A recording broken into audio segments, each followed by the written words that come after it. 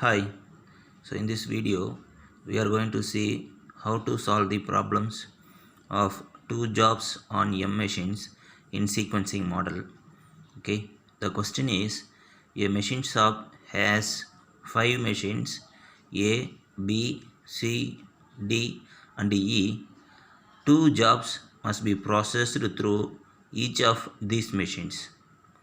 The time in hours taken on each of these machines and the necessary sequence of jobs through the shops are given below. So there are two jobs. So these two jobs are processed on 5 different machines. Okay. So job 1 and job 2 is given. The processing sequence of each job is also given in the question. So for job 1, the sequence will be A, B, C, D, E, and the time taken for each processing on each machine is also given. Similarly, for job 2, the processing sequence will be C, A, D, E, B, and the corresponding time taken for each operation on each machine is given in hours. So the question is, use graphical method to obtain the total minimum elapsed time. Okay, so this is two jobs on M machine kind of problem on sequencing model. So other problems in sequencing model are solved based on the Johnson-Bellman method, but this two jobs on M machine problem is going to be solved by using graphical method. Here I have drawn x and y axis. In x axis it indicates job 1 processing times, and in y axis it indicates job 2 processing times. Okay, so from the given table, so the job 1 takes 21 hours to complete the process. Similarly, for job 2, add 4, 6 plus 3 of 13, 13 plus 3, 16, 16 plus 6, 22. So job 2 takes 22 hours processing time. Okay, so the x-axis it denotes job 1 processing times. So the total processing time will be 21. So here I have plotted the I have distributed the 21 hours in suitable scale. So for example, I have taken in terms of 3, 0, 3, 6, 9, 12, 15, 18 and 21. Similarly, in y-axis, so the job to processing times are plotted with some suitable scale. So I have taken in terms of 3s. Come to the job 1. The first job, I mean A, so it takes 2 hours to process. Okay, so A takes 2 hours and uh, B takes 4 hours. From the origin, from the starting, we can say that to complete job 1 on machine B, it takes 4 hours time. But from starting, we can say that the job 1 will be coming out from machine B after 6 minutes. Okay, so we have to add 2 plus 4. Okay, so one will be coming out from machine B after 6 hours. Similarly, job 1 will be coming out from machine C after 9 hours, and job 1 will be coming out from machine D will be after, sorry, 9 plus 6, 15. Okay, after 15 hours, and job 1 will complete its operation on machine E at or after 21 hours. Okay, so we can say that this is A and this is B and this is C and D, and here this is E. Okay, right. So similarly, so for job 2, um, the job 2 will be coming out from machine C will be of a first 4 hours. So this is job C. The job 2 will be of 6 hours on machine A, but as a total, So the job 2 will coming out from machine A will be after 10 hours. So this will be of A. Okay, and for D total of 13.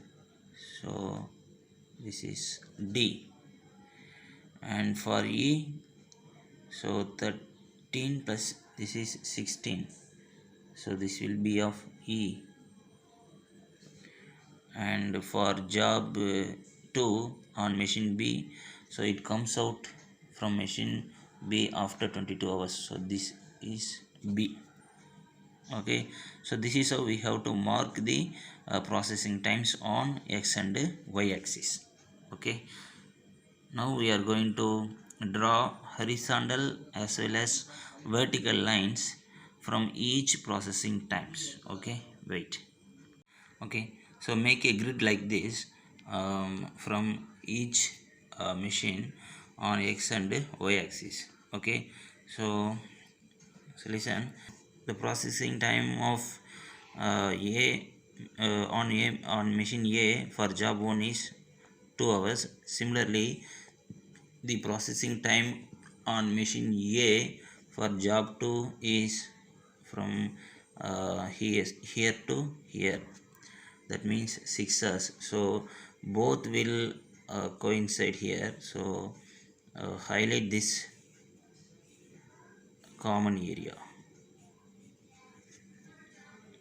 Okay, so in this rectangle, this horizontal line indicates the processing time of job 1 on machine A. Similarly, the vertical line indicates the processing time of job 2 on machine A. Okay, similarly for machine B,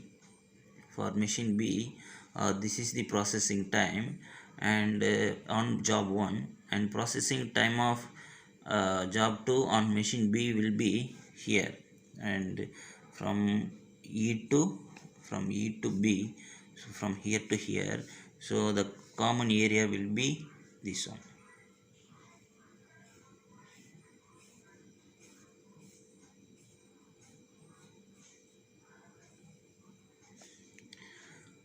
Okay, and for C, from here to here, this indicates C, and here the C will be of, so this is the common area of job 1 and job 2 on machine C.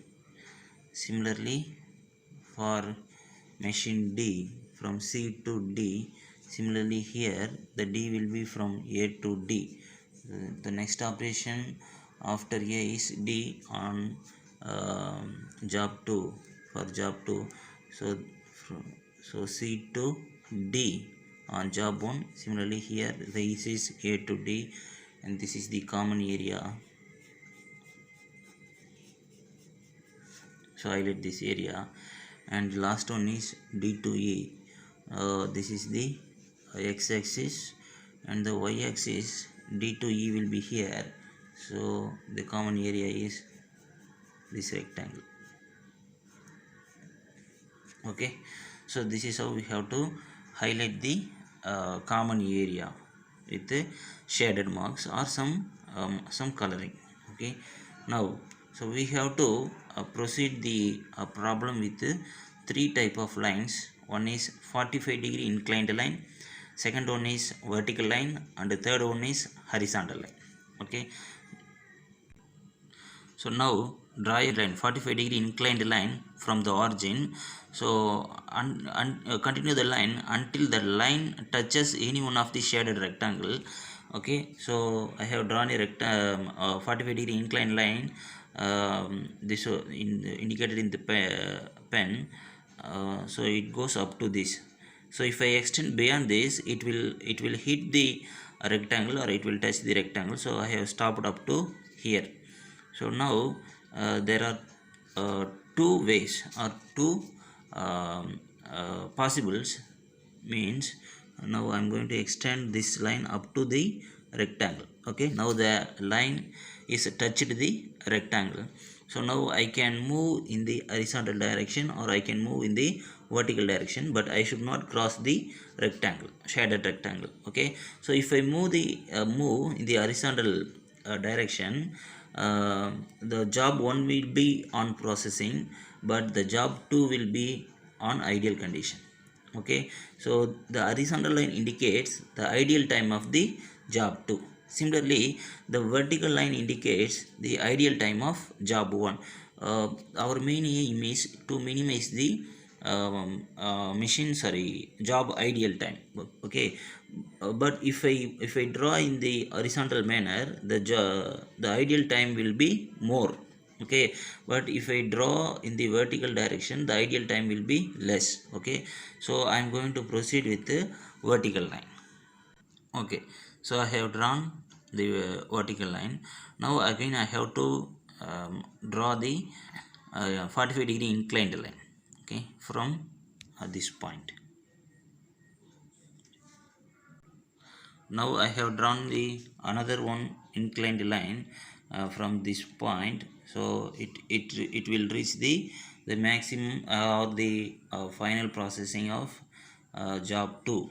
Okay, so from here, so I have to go to this point. This point means I have to go to 21 hours for job 1. So draw the horizontal line.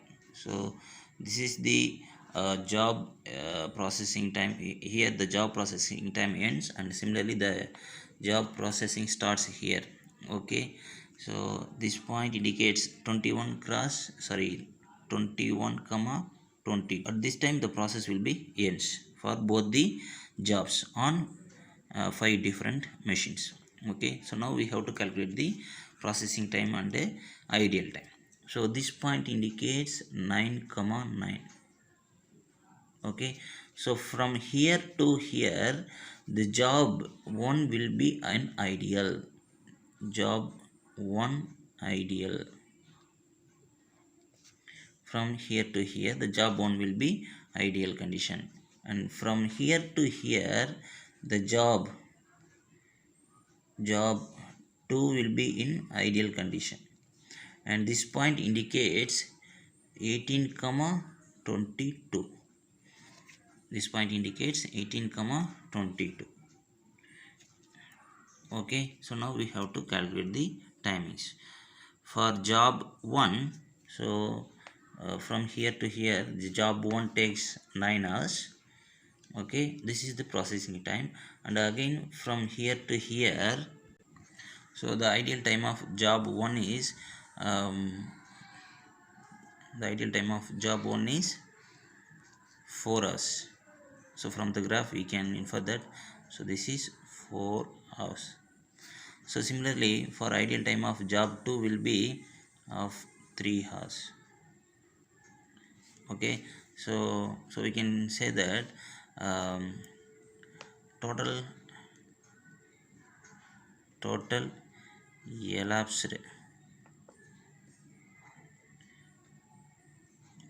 elapsed time for job 1 equal to the total processing time will be 21 plus the ideal time will be of 4, so equal to 25 hours.